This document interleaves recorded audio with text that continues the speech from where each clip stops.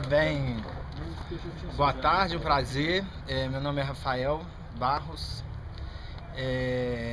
Eu sou um jovem militante e apaixonado pelas questões culturais. Eu não sou de Belo Horizonte, eu sou nascido em Birité, que é uma cidade vizinha aqui, bem pertinha, mas vivo aqui em BH desde 2001, onde eu tenho trabalhado e me envolvido ativamente na área cultural. Eu sou formado em antropologia, trabalho com pesquisas na área de antropologia, onde eu me dedico principalmente a questões relativas a festividades e a religião.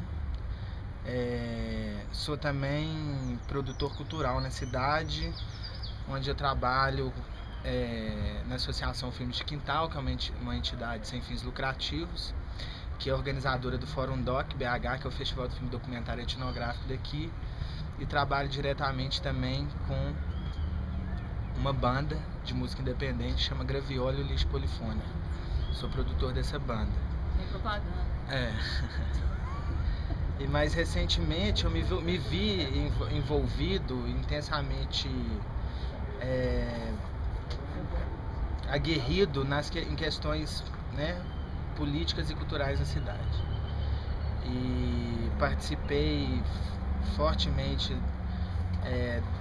da Praia da Estação, né, que foi uma espécie de movimento, um ato contestatório a partir de um decreto da prefeitura que proibia a realização de eventos na praça.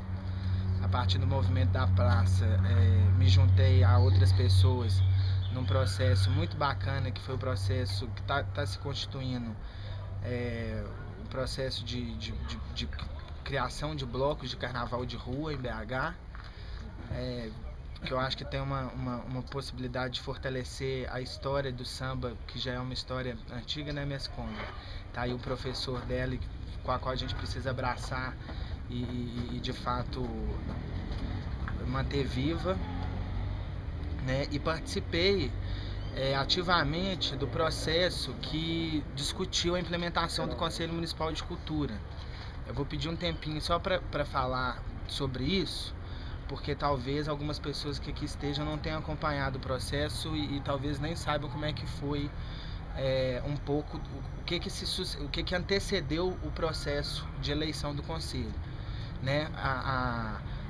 Existiu a lei que foi promulgada durante a administração do prefeito Fernando Pimentel, e logo que o prefeito Márcio Lacerda assumiu a prefeitura de Belo Horizonte, ele instituiu um decreto, né, que determinava como é que seria o processo de constituição do Conselho Municipal de Cultura. É sabido que antes dos dois processos, né, aconteceram amplas discussões com a sociedade civil, e a gente tem conhecimento também de falhas na relação entre o poder público e o diálogo com a sociedade civil nesse processo. O fato é que o Conselho, que hoje está se tornando uma realidade, é uma demanda antiga da sociedade e vem sendo cobrada há muito tempo. Só que esse ano era preciso que ele fosse implementado para que a Prefeitura Municipal não ficasse fora do Plano Nacional de Cultura, já que é condição sine qua non que exista, né, o Conselho Municipal de Cultura nas cidades que tem o potencial de receber recursos do Ministério da Cultura. Então, muito mais do que uma demanda da sociedade civil, existia uma preocupação jurídica e institucional da Prefeitura para implementar o Conselho Municipal de Cultura, para que a cidade de Belo Horizonte não ficasse fora desse processo, que esse é um vexame muito grande, terceira capital do país, né, não ter um conselho. E aí foi a toque de caixa, a gente pode dizer assim, a Fundação Municipal de Cultura começou a acelerar o processo de implementação do conselho. Só que em março desse ano, o coletivo Nova Cena, que é um grupo de artistas ligados às artes cênicas, grupos e atores independentes de Belo Horizonte, chamou, junto com o vereador Arnaldo Godoy, uma audiência pública na prefeitura, onde eles convidaram a Thaís Pimentel, o gabinete do prefeito, para discutirem a precária situação da política cultural do município. E durante essa audiência, a questão do Conselho Municipal de Cultura foi veementemente questionada.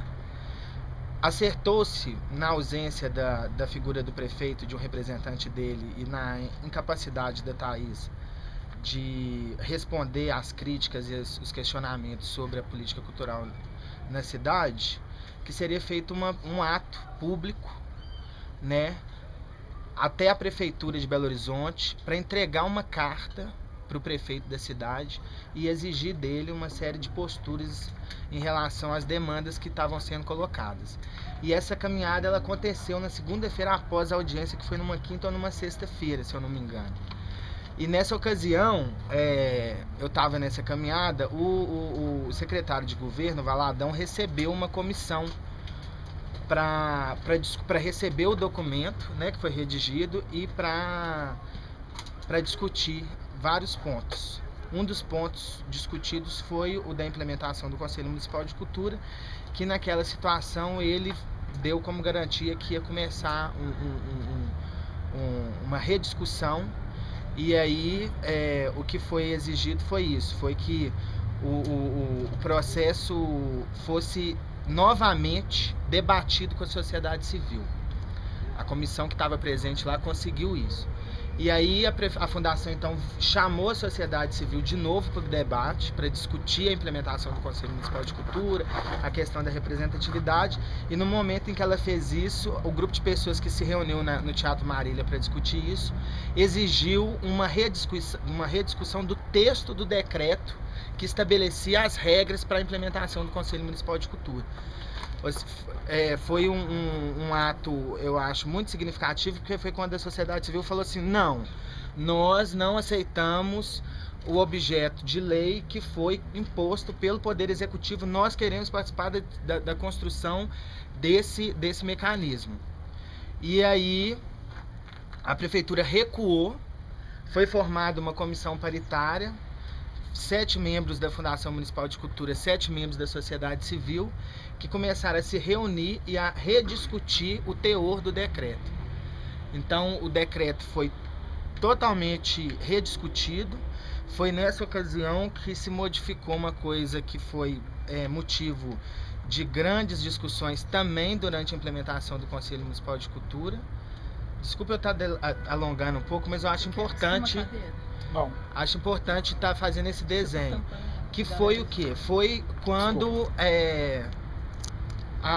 essa comissão começou a discutir a prerrogativa de que as entidades e as associações representativas teriam a prioridade no processo decisório na eleição das cadeias segmentárias, né? Por segmento. Entendeu-se dentro da reunião dessa comissão que a forma como estava sendo prevista a eleição por segmento, ela limitava o alcance do conselho e a participação da sociedade, haja visto que só teriam direito a voto e de indicação aos representantes do conselho as entidades representativas. Ou seja, só as entidades institucionalmente constituídas da cidade poderiam indicar um candidato cada uma, e elas mesmas votariam nos candidatos que elas indicavam. Ou seja, havia aí um processo de afunilamento muito grande, né, do ponto de vista não só da representatividade, mas da participação mais ampla da sociedade nesse processo. E aí foi colocada a proposta para que esse modelo fosse aberto, né? E que então cada cidadão, sendo partícipe daquela área, daquele segmento, pudesse se colocar como candidato e também como eleitor, né? E aí, provada a sua atuação na área, ele estava legítimo para se candidatar aí também para votar. E aí se percebeu que numa situação dessa, você não limitaria a participação das entidades, já visto que ela poderia participar através via seus associados.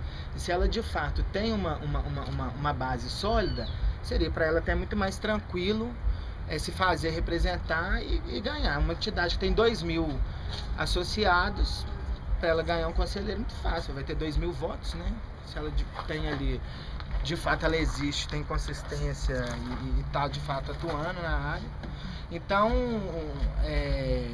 percebeu-se que não havia uma exclusão da participação das entidades, mas uma ampliação, né, da possibilidade de participação da sociedade como um todo. Esse texto foi debatido de novo com a sociedade civil, foi uma discussão intensa e tensa no Teatro Marília, que foi convocada também depois. A Flavinha estava lá, eu lembro, não sei se mais alguém aqui participou desse processo. O texto foi aprovado, o texto que foi modificado, e foi essa situação que gerou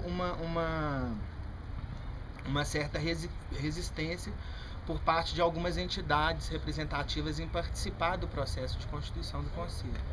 Eu também não sei se todo mundo ficou sabendo, mas houve durante o processo um movimento de algumas entidades que se posicionaram contra o processo, inclusive pediram aos seus afiliados que não se inscrevessem, não participassem do processo para não legitimar o processo, porque elas achavam que ele estava equivocado tendo em vista essas mudanças.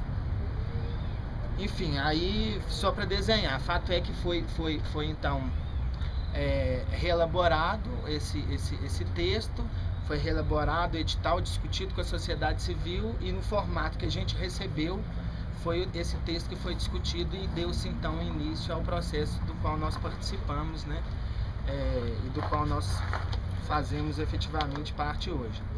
Isso é para dizer porque eu participei desse processo, fiz parte da comissão paritária que discutiu o texto, e eu acho que foi um pouco por isso também que eu me coloquei como candidato. Eu me senti meio que na responsabilidade. O Francis, que chegou ali, também participou dessa história toda, fez parte da comissão também. Tendo participado, eu me senti na responsabilidade de não me eximir do processo, né, de não chegar até o fim. Foi um dos motivos pelo qual eu me coloquei ao cargo, à disposição de concorrer ao cargo de conselheiro. É isso. Desculpa ter estendido. E você é de qual? Desculpa, E eu sou conselheiro, fui eleito conselheiro titular da Regional Centro-Sul, junto com o meu companheiro Silvestre. A gente viveu numa situação um pouco atípica, talvez Venda Nova e Barreira igual a gente, né, eu acho. Éramos só dois, então de um jeito ou de outro. Dois candidatos. Então ia ser suplente do...